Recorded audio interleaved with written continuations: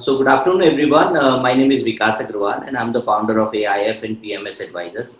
So those of you who are attending our session for the first time, just to give you perspective, so at AIF and PMS Advisors, we keep organizing these sort of knowledge-based series, and we call it Ask the Expert Show. So as the tagline of our company clearly indicates that we invite speakers from our industry who are experts in their own domain, and we try and learn from them in terms of how do they run portfolio and what are their perspectives on the market, etc. So today we have with us Mr. Devendra Phadke. He's the portfolio manager at Purnartha Research and Advisory, on the board of the investment team as well. So Devendra has been instrumental in terms of in terms of defining the investment philosophy at Purnartha, as he's part of the core team. He's been there with them for over 8 years now. And Purnartha, I mean, I don't have to sort of introduce the organization. I'm sure some of you might be knowing. Purnartha is the most respected fund house, comes from our own city, Pune, which has almost 10 years of track record of delivering more than 30% CAGR. And I repeat 30%, because if your portfolio delivers 25% for 10 years, then we are talking about 100 rupees becoming 1000, so almost 10x.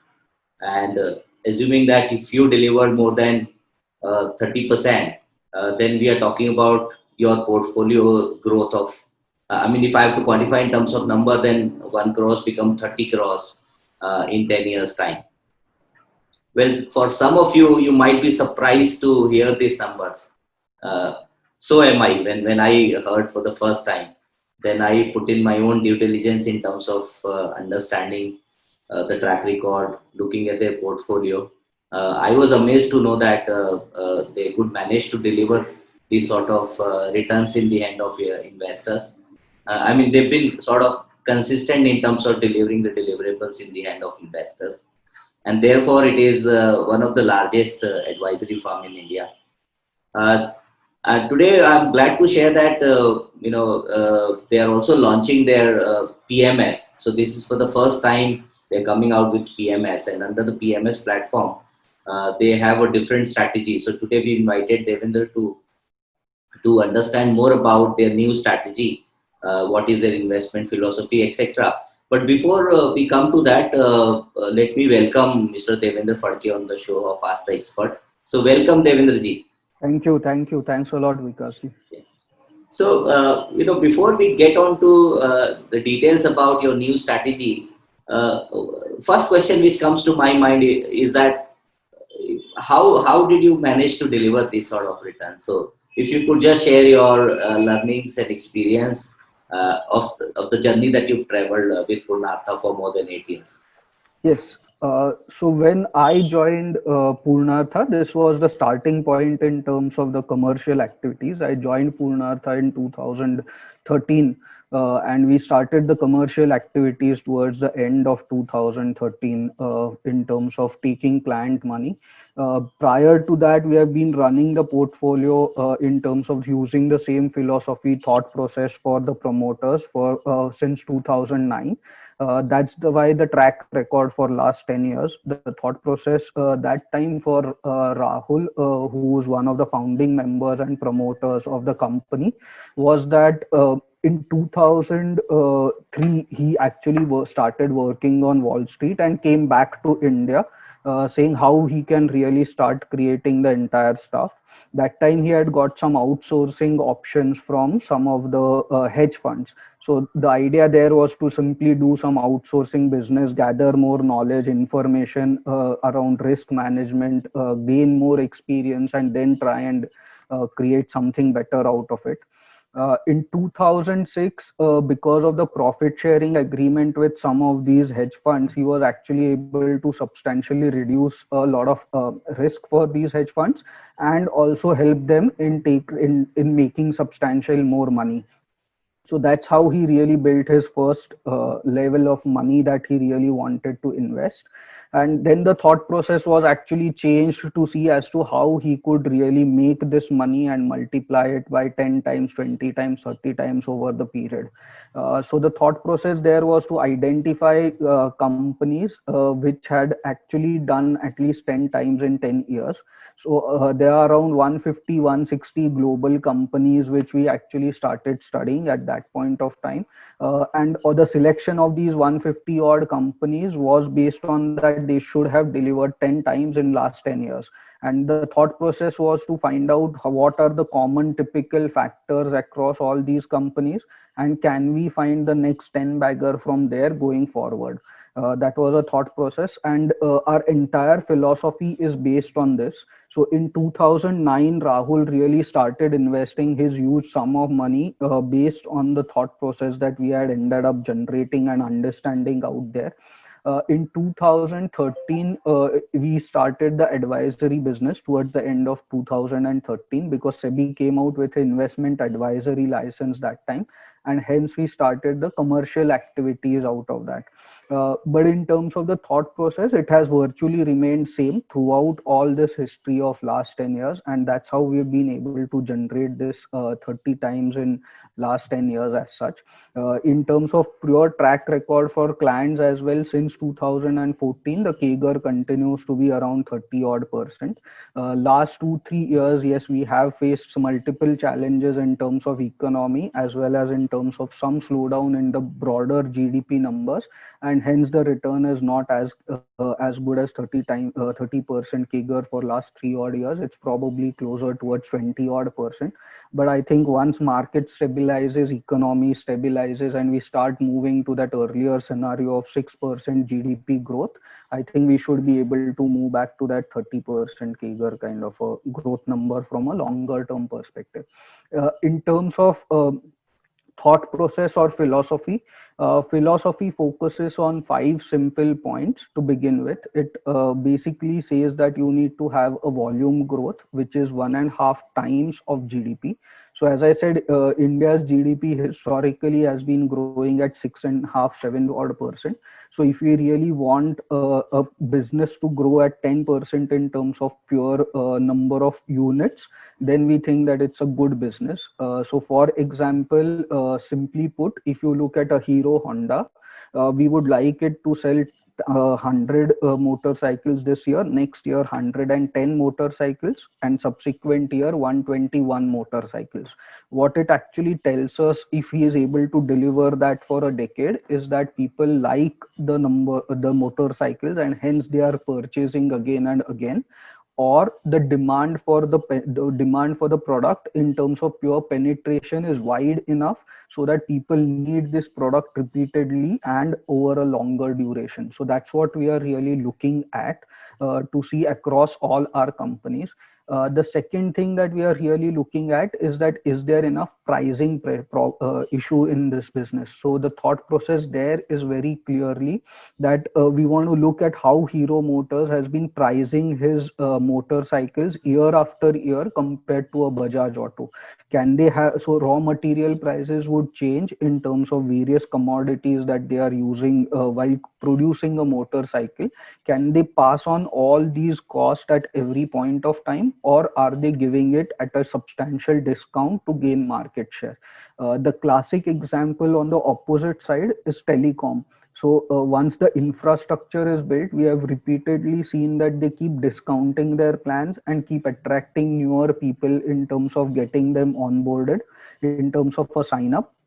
What typically happens because of this is that primarily the pricing power is not there, and hence the inflation does not get passed on. So you might see a huge amount of volume growth in terms of number of subscribers, but when you come down to a revenue number, the revenue number does not necessarily reflect that same thing, because there is a pricing pressure, and whatever gain you have seen in terms of volume is reversed with the pricing as such. We don't want that to happen for our companies, and hence we clearly want the sales to be growing at 15 to 18%. So 10% volume growth, 6% inflation, that gives me around 15 to 18% kind of a sales growth for all my companies that I'm looking at.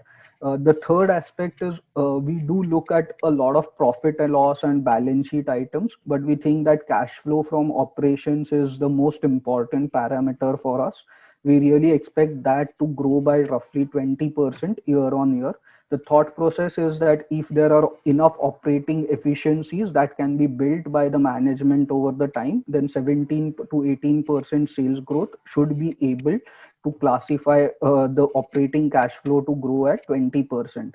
We really think that operating cash flow is very important because at the end of the day, irrespective of how good the business really looks, we really want to look at whether the company is able to generate cash year on year after as such over a period of this 8-10 years that we are talking about. What it also tells me in terms of simple thought process is that if he is making 100 rupees today and he starts making 120 tomorrow and 142 next year, then his valuation in terms of stock market should also reflect that over a period. And that's why we really want to drive this OCF factor as one of the key and important factors in terms of how we want to evaluate our companies going forward. The fourth factor that we look at is that what is the net cash or a debt position. If he is being consistently generating his own money year after year, then we really want to ensure that at no point of time does he have debt on his books. So when I'm looking at the company today, he is a net cash company. He has paid all his debt and he's using his entire money to invest and keep growing his business as we can grow. We think that this is a bound kind of a concept where there are inherent checks. It also ensures that you don't have things like fraud built in the system, because once you have not borrowed money and you are not diluting money, the only way you can really grow the entire business is if you have really created the business. So why this counter check is important? Because for really doing the volume growth year after year, at some point of time you will have to do capital expenditure to set up new plant and machinery and some of these working capital requirements. And on the flip side, you are not allowed to borrow any money for this. So which inherently tells you that over the period I've generated this kind of money. Otherwise, one of the things will not work or will get broken at some point of time. So it inherently works like a counter check mechanism in the entire system. The last aspect that we really want to focus on is the promoters. We clearly want the promoters to have a huge skin in the game. The way we define skin in the game for these promoters is typically we bifurcate promoters into two aspects. One is family run businesses and one is professionally managed businesses. In a family run business, we clearly say that we are happy if the promoter makes around 70% of the money and wealth from the business I'm investing in. The thought process there is that it's a closely run family business. So if you really want to make it successful, the promoter has to spend enough time on this business because that's the way it has been running as such. So every time there will be certain challenges in the business, and whenever there is a challenge, if the business is contributing substantial wealth to the promoter, then he would focus on this business back to make sure that things really work and go back to normalization as such as quickly as possible. And that's what we are really looking at from the promoters, which are family run businesses. In terms of professionally managed business, it's relatively easier to go through their experience, go through the thought process with them and try and take the decisions as to whether these managers are good enough to deliver this kind of a growth from a larger run perspective. Also, what we have realized is that if typically the first four parameters are met year after year, the professional management also stays for a substantial longer duration rather than flipping after a 4 or a 5 year period when the term ends, and shareholders are also typically happy to keep them reappointing them time and again. Classic example is your HDFC Bank, where Aditya Puri has been around for so many years and he's been got repeatedly reappointed year after year. So from that perspective, these are the 5 simple things that we are really looking for in terms of pure philosophy. if you look at the listed space, there are around 6,000 odd companies that we really have. Within that basket, if you look at just as a filtering criteria, net cash as a filtering criteria, then you come down to only 450 companies. There are only 450 companies in So India. these 450 companies that you're talking about meets your filters, is it? The No, parameters. this just meets the first filter, which is net cash. That's it. After that, when we look at longer term, this thing in terms of 10% volume growth, 20% sales growth, and your 20% operating cash flow growth, we come down to 150 companies from this 450. The remaining 300 odd companies are really not able to grow at the same pace that we really are looking for. From this 150 companies as well, when we look at clean promoters, then we get down to around 42 odd companies. So that's our core universe where we are happy to invest based on how businesses are growing, developing, and these are good sectors typically to invest in. Within that, what our observation is also that typically, for example, a sector like your pharma or IT, you will find a large number of companies which meet the philosophy and growth parameter when things are going good, and suddenly all of them move out when the IT sector or the pharma sector slows down in terms of growth. So from within that space, we don't want all these companies to be included. We would rather shortlist and focus on certain good companies where there can be much better or better trends rather than just the industry trends. So from that perspective, from these 41 odd companies that we have in universe, we would rather create a concentrated portfolio of just 6 to 8 stocks. As such, the idea there is to make sure that these stocks are really solid and have a very good growth vision and can continue to deliver the numbers going forward. As long as the thought process is that as long as they deliver numbers, the returns would follow over a period. In terms of selection from the 42 to around 6 to 8 companies that we are looking at, we obviously do look at the growth parameters that these companies have. One is historical, one is why we think the growth parameters would continue at the same pace going forward. It's a very important thing for us. Secondly, we do look at valuation comfort for us. So based on the growth expected that we are looking for, what kind of valuations are we really looking at? The typical matrix that we look at in terms of valuation is enterprise value to operating cash flow. So we are really looking at how the operating cash flow will help and grow going forward, and whether on that parameter does it make sense to invest in this kind of a business right now. In terms of risk driven from a concentrated portfolio, I think that the way we try to manage it is in multiple things. One we need to absolutely and one we need to remember is that all these companies by nature are debt free. So from that perspective, there is not too much of an interest risk. Also, because these companies are delivering growth consistently over a 8 to 10 year period, all of these companies are non-cyclical in nature. So most of these companies would be consumer durables, consumer facing kind of businesses that we are talking about from that perspective, where typically the trends have lasted for 10, 15, 20 years kind of stuff. So from that perspective, the risk of change of a cycle are relatively much lower that we are really looking at. Uh, the third thing is we have never invested in any PSU company. We don't think that PSUs really have a focus on profit making and growing in terms of your stock price as such. So that's one which is Yeah, rather they've been well destroyers in yeah, last well decade or destroyers so. over Yeah. the decade as such. So we've Yeah. strayed away from all of these absolutely at all points of time. The fourth thing that we want to look at is how is the raw material or the sales of all these guys correlated with each other. So when we are constructing a portfolio, we want to ensure that from every sector we just end up picking one stock.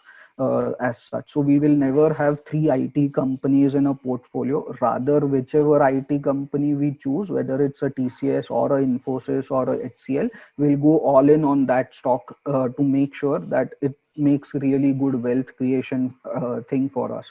So that's the thought process. So within this 6 to 8 stocks that we would select, there is enough diversification. We also take care in terms of the currency risk that we would have, or some of the raw material risk in terms of commodities, for a auto guy or for some manufacturing where commodities are used as a raw material. There we would have enough diversification. That's what we are looking at while constructing the portfolio. So broadly, if you ask me, while constructing a portfolio, we bifurcate it into three parts. One is your pure manufacturing kind of companies, which includes your consumer and consumer durables, discretionary items kind of stuff.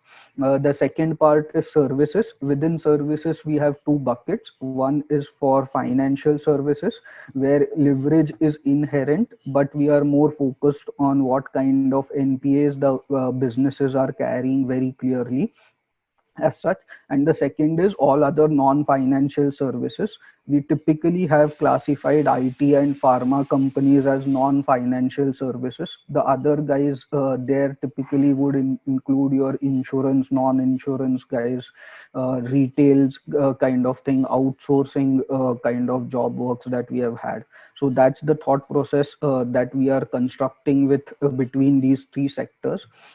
Historically, if you look, we've had a 40 to 60% exposure to manufacturing, roughly around 20 to 40 in terms of financial services, and roughly around 10 to 30% in terms of other services. That's the broad buckets that we are trying to follow over period as such. Yeah, thank you for sharing your investment philosophy, Devendra. When it comes to PMS, I mean, this is my observation that you run very concentrated portfolio.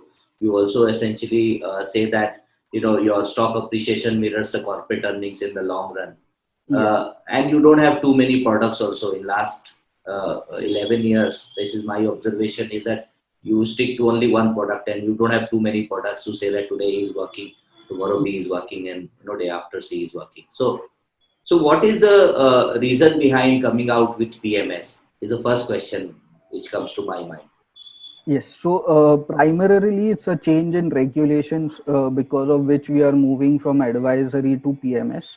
As such, we've tried to stay away earlier from PMS because it includes in terms of managing your money. So we have to collect your money and we get the power of attorney in a PMS. We have tried to stay away from that concept historically, but because of the regulatory changes and the fact that our historical churn is really very low, and it's a buy and hold kind of a strategy that we have worked out with, and the regulatory changes that have happened recently in advisory business I don't think they promote some of these thought processes from that perspective, because the maximum duration that we are talking of in terms of pure advisory business over a period is 6 months, that you would be allowed to collect in terms of fees upfront, which I think is not gelling with the Purnartha philosophy of buy and hold and long-term wealth creation.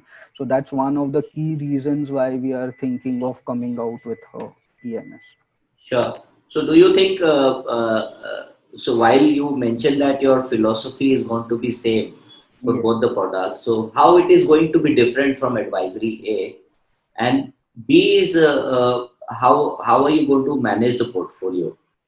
Okay, so again, the thought process wise, it's going to be exactly the same philosophy that we would like to replicate from advisory to PMS. In terms of changes, as I said earlier, the biggest change I think is that here you would have power of attorney being given to us. So from that perspective, the shares and the execution would be substantially streamlined. One challenge that you had in advisory business is that we used to ask the clients to purchase it in his demat account. So based on when he decides to purchase it, or whether he decides to purchase it or not, it used to actually change the entire stuff. Here in PMS, since we get the power of attorneys, executions are not going to be such a big issue. Clearly, I think we'll actually be able to execute it very, very clearly. So from that perspective, every portfolio would be in 100% compliance from that perspective. Also, I think we should be in a much better position to track the changes and make sure if any changes are required within the portfolio. So that I think as well should be really very easy in PMS. That's the two big change apart from the operational changes that you have. At a broader level, in terms of pure philosophy, no change absolutely that we are planning to have. Yeah, but one question from a regulatory perspective is that I heard that you can't have more than 20% exposure in one particular stock when you run PMS, or you can't have more than 40% exposure in one particular sector. So how are you going to manage? You going to increase the number of stocks in your PMS, or is going to be as good as advisory? No, so it's going to be exactly same as advisory, very clearly. We are going to just replicate it. We have filed the disclosure documents, and what we understand is as long as things are in line with the disclosure document, there is no regulation which clearly talks about a 20% cap in terms of exposure to a single security, as long as it is clearly disclosed in the disclosure documents, which we have done in our PMS as such. So from that perspective, I don't think we need to change anything. It would be a 6 to 8 stock portfolio very, very clearly, just like what we drive in right now in advisory business as such. And in terms of sectoral limits, again, I don't think that there are any restrictions out there as long as things are clarified. Having said that, when we say manufacturing or services as a sector, we've not had this kind of a situation wherein all of them belong to just one category, as I've been saying it earlier. So we'll not have exposure to multiple IT companies, multiple consumer durables companies as such at any point of time. Yes, but we've had concentrated portfolios, so we did have positions of as high as 30-35% in a single stock, and that I don't think we need to change in this PMS as well. So as an investor, say, I've already invested in your advisory portfolio I've taken your advisory and investing in these stocks which you're recommending, and I come to your PMS. So is it possible? I'm just asking you the possibility. So will you have a situation where you can have a slightly different portfolio for PMS and slightly different portfolio for advisory? No, so as of now, it would actually be exactly same. So no differences in terms of advisory portfolios and PMS portfolios. Okay. All right. Yeah. Small announcement from my side. All the participants who are attending this session, if you have any questions, please feel free to type in the Q&A box. While I'll be shooting more questions to Devendra, I would be happy if you have any questions. We would be more than happy to answer that. There is one question which has come from Mr. Basant. Yeah, Basant.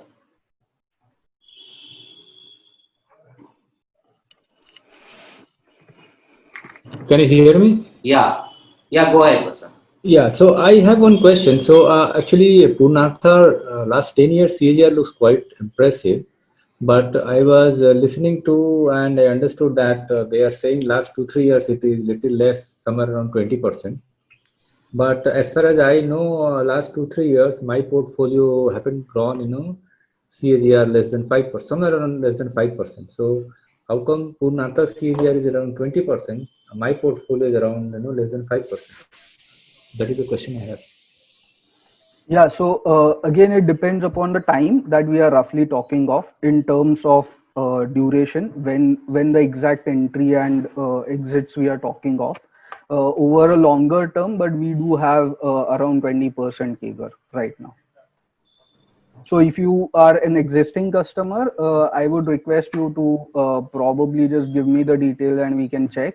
But having said that, I think a lot of portfolios are in sync, but I absolutely agree that the performance in last 3 years has not been great up to the 30% CAGR clearly, and also that there have been a lot of events in the last 3 years from that perspective. So depending upon when a client has come within that duration, things have really changed drastically. For example, a client who just joined pre-demonetization, the returns would be hugely different than a client who joined post-demonetization or just during demonetization. Just as an example. So yes, returns are varying unfortunately based on the event that have happened in between these transactions, and the variation is substantially large. I do absolutely agree with it. Yeah, so Mr. Chaube, in case you would like to get your portfolio reviewed, you can let us know and then we can set up your call and discuss about. Okay, fine. Yeah, all right. Thanks for asking the question. The second question comes from somebody. He's asking what is the minimum investment required in both the schemes? So it's in advisory, it's 25 lakhs, in PMS, it's 50 lakhs. Yeah. And then another question is, how did you foresee the financial institution stocks, as I have recently joined and the recommendation given by you had gone in red? So essentially saying that recently is invested with help of somebody in your portfolio, and the performance is reflecting in red. So it's delivering negative returns. Yeah. So again, I think that financials are going to have some trouble time for some more period. But if the thought process there is that the selected financials are really strong, so the ability to bounce back is really good, especially post the festive season, which is around this November and December. I think that we should start seeing a recovery in some of these business. The two specific businesses that we have, one has more of a trust issue in terms of the generic numbers that he is being announcing, because he's being present in a microfinance space, and in the microfinance space, if you really look at, there is enough growth in the entire sector that we are talking of, but the people are not really confident in terms of the numbers, primarily NPA numbers that we are getting announced.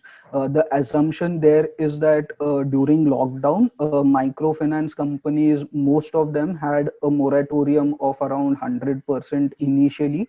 That has dropped down to almost 20 odd percent around September. And when we are looking at a lot of microfinance industry numbers, that has further dropped down to around 10 odd percent for most of them, especially in October.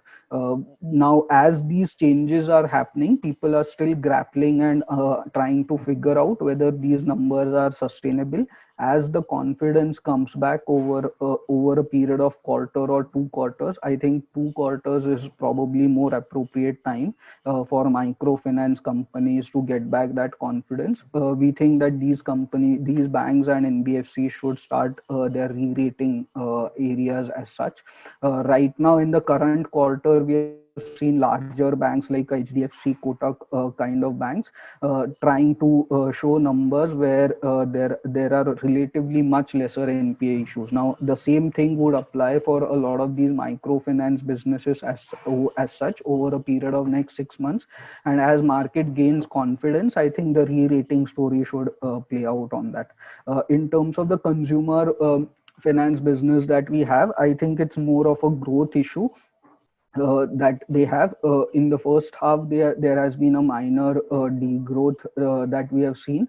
Now we expect that in the remaining 6 months we should be able to have decent amount of growth, And once that kicks in, I think the re-rating story for that stock would begin. I don't think that there are too many issues in terms of NPA or confidence in terms of market, in terms of numbers that he is announcing. The bigger issue is how much growth and what kind of growth projections can we really do for that stock in the longer term horizon from consumer financing aspect. And I think that in the next 3 odd months, we should start seeing that, especially in the festive season, when we see a lot of growth numbers in terms of automobiles or white goods being sold. I think the growth should slowly start kicking in, and we should start seeing the overall numbers positively as such. Yeah, the other question comes from Devendra. Will there be any cash position in your PMS ever? Yeah. So again, even in advisory, we've had cash where we can't find sectors which are contributing or meeting the philosophy, and the sectoral limits are probably from that perspective reached or met.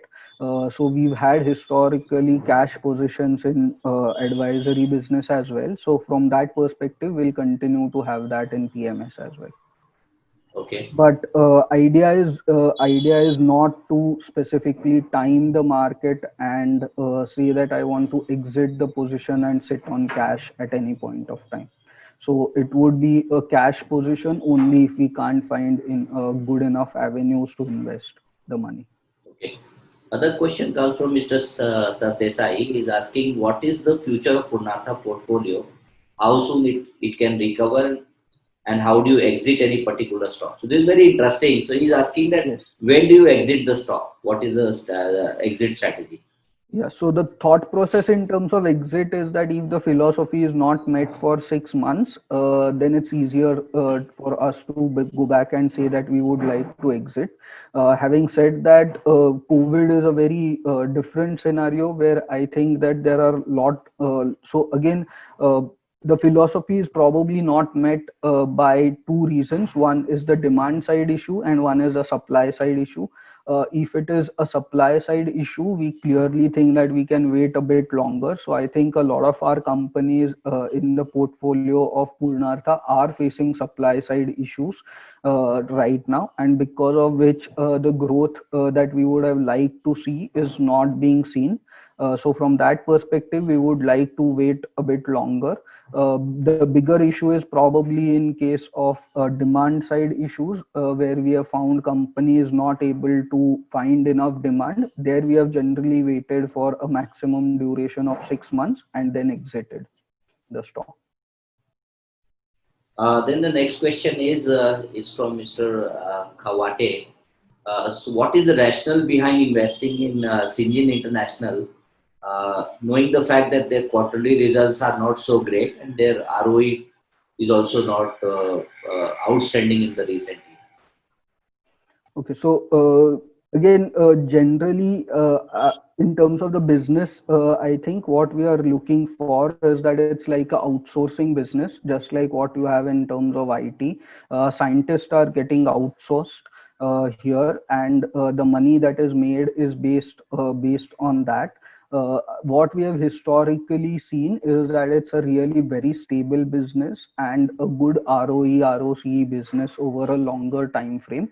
Right now, they have gone through a change in terms of expanding their capacity, in terms of accommodating new scientists, and also trying to do manufacturing expansion.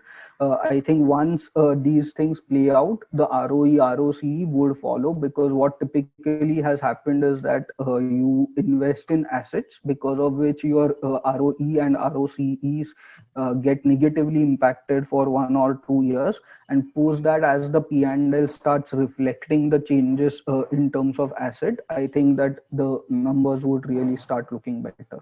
So I think we are in that phase where most of capex for the stock is more or less completed. So it's now time for the P&L to start showing the same numbers. Okay, the next question is from Mr. Nandole. I think I can answer this question. He's asking, what is the minimum investment in Purnartha? So for PMS, it is 50 lakhs, and for your advisory, it is 25 lakhs. Right, Devin? Yeah. Absolutely right. Okay. Uh, then one more question which comes from Mr. Gandhi. He's saying, what are the limitations of PMS? In terms of limitations, I really don't think that there are too much limitations. The only limitation which I can think of is probably that once you have put a lot of things in disclosure documents, the you can't move out of it even if you think that there are certain smaller opportunities here and there. So, for example, we've clearly said that what our thought process is. But as a part of the limitation, I think that if tomorrow I get an excellent opportunity in the short run in something, in some sector which is not probably fitting into Purnartha's philosophy, and I want to play out, that will still be not possible in a PMS strategy. Having said that, I don't think that we have historically done it in terms of either advisory business as such as well ever, but just in terms of pure limitation, I think that is one issue that we have had. From advisory perspective, if you ask me, we have been very disciplined investors, so I really don't think too much of issues are there in terms of uh, PMS differentiation for us. But yes, there are quite a few restrictions that a PMS can indirectly have. Another classic example is like if you have a sector like IT where probably you have a buyback and you want to play it for a shorter duration, and if those things are not mentioned correctly in your PMS or disclosure documents, you wouldn't be able to play it. So again, I think disclosure document is like a manual. Anything that you have missed putting it there, you would not be allowed to do it. Yeah. And so next question is, what is the fee structure for PMS services? So it's similar to our advisory system. So you have 2.5% management fees and hurdle rate of 25%. Or the plan second option is that you have 1.5% management fee and 10% as your hurdle rate. In PMS, you don't have a 3-year plan that we had in advisory as such. And what is the exit load? So the exit load are 3%, 2%, and 1% based on 12, 24, and 36 months, respectively. The other question is, somebody is asking, when you have a AUM of 5,000, more than 5,000 crores, how will you exit a high allocation to a small company like Ujjivan if something goes wrong? So we've historically been able to track our companies and the daily volumes of all these companies. So what we have realized is that over a period, exit is not such a big issue. We can really time that out and move out of that stock comfortably as such. And especially in a PMS situation, I think the bigger advantage is since the stock remains with us, you can actually do a block deal or some of these options as well, which we didn't have in advisory. So with PMS coming in, I think it's even a lesser challenge than what we had in advisory. We were able and comfortable to manage it in advisory itself, but in PMS, I think it's even more easier for us. Yeah, so out of 5 stocks, so somebody is asking, out of 5 stocks in my portfolio, 3 of them are in red for last few months, especially Ujjivan, Whirlpool, and DMart. They are moving in the same range for quite some time. So what is the reason behind?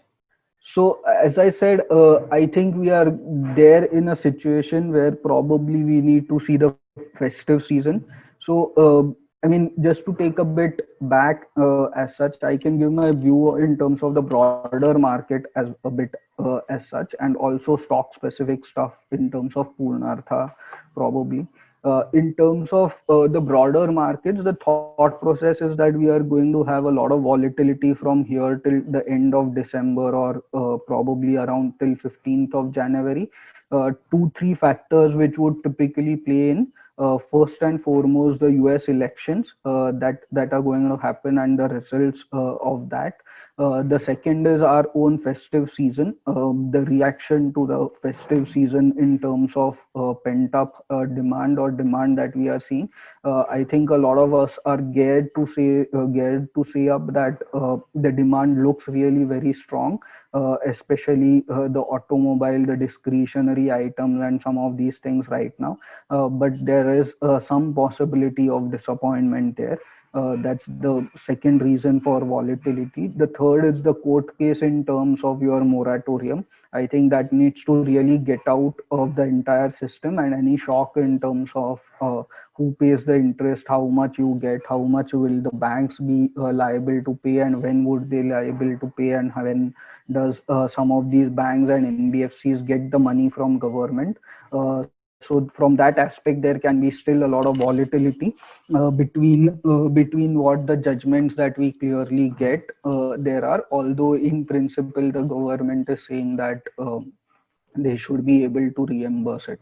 But the news around that would bring a lot of volatility. So these are the primary three factors that we think are going to have a lot of volatility from here till probably 15th of Jan. And post that, I think we are going to relatively have a much smoother ride in the markets as such.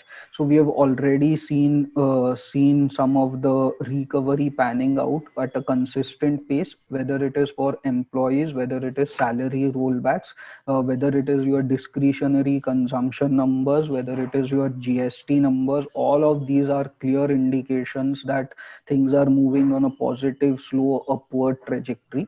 From that perspective, I think post January 15th, once some of these big events that we are looking at in terms of things move out, I think we'll start focusing back on the core data. The data is we expect is continue to have an upward trajectory at a gradual pace as such, and especially with numbers on a YOY basis, which will look relatively weak. I think that trajectory would continue for longer duration to come. So from that perspective, post Jan, we think that markets in general should be much more stable and on upward trajectory. I think a lot of these things apply exactly for our portfolio. From here till 15th of Jan, I do think that volatility would persist. Some of the companies, as I mentioned earlier, have had troubles in terms of 6 months because of the consumption that has not happened because of lockdown or some of these aspects during the first 6 months. I think as the consumption starts kicking in, and as market starts believing that the normalized levels of consumption from all Indian consumers would come back slowly and gradually, I think that the portfolio stock should start performing much better. Yeah. So next question is, due to market volatility issue, returns are not as per the expectation. So do you suggest to hold on to those stocks till the returns are achieved? Yes. So again, hold on to the same stock, I'm not necessarily sure. In our case, we are comfortable in terms of Purnartha stocks to hold on for all of them as of now. Yeah, he's asking about your Purnartha's recommendation. Sure. So we are willing to hold on to all of these stocks right now. Again, there are things that we need to keep looking at on quarter numbers. We are constantly keeping a watch on them in terms of what numbers they are announcing. At any point of time, we do think that things are not making sense. We would have to move out of them, and we'll come back to you for the same. But as of now, we are absolutely comfortable saying that they should be holding on to all stocks. So we don't have any worries as of now on our stocks, frankly. Next question is, do you think IT stocks valuation multiples will be revised in the near future as it becomes more attractive compared to other sectors during the pandemic? So I think they are already revised upwards. So all of them are trading at a relatively higher multiple compared to their own history. and I do think that the company should continue to have better revenue as well as bottom line growth compared to their own recent history. So from that perspective, the re-rating should continue to remain. Having said that, I don't think that we'll see any huge further re-rating aspect. So probably the re-rating story has gone. I don't expect any de-rating back to earlier numbers, but I think you will have to pick stock wisely now to make sure that you continue making that returns. Yeah. I think one more question which is very similar to the last question was, what is the negative side of PMS? So I think I would like to answer this question here is, see, when you invest in direct stocks or you give sort of mandate to a portfolio manager, in a way you are passing on the accountability to the portfolio manager to manage your money. And here the flexibility is under the PMS platform. The fund manager, whenever he wants to invest or exit, it is a one click away from his end to sort of execute the transaction.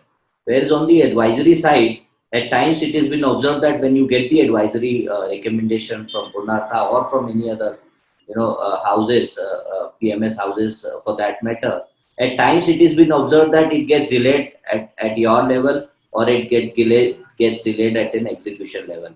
So therefore, I would say that it is always good to sort of hand over the portfolio to the portfolio manager and let them execute the transaction as well. So I think, to my mind, PMS makes more sense.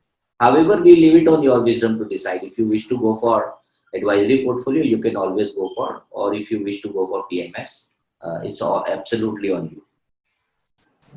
Okay. So the next question is from Mr. Bharat. How did you foresee the financial institution stocks, as I have recently joined and the recommendation given by you had gone in red? Yeah, so we just addressed that by saying that financials for Purnartha, we need to spend another quarter or so, and then I think that we should be able to see the re-rating story in the consumer finance. In the microfinance, probably it's still 6 months away to get the real re-rating story.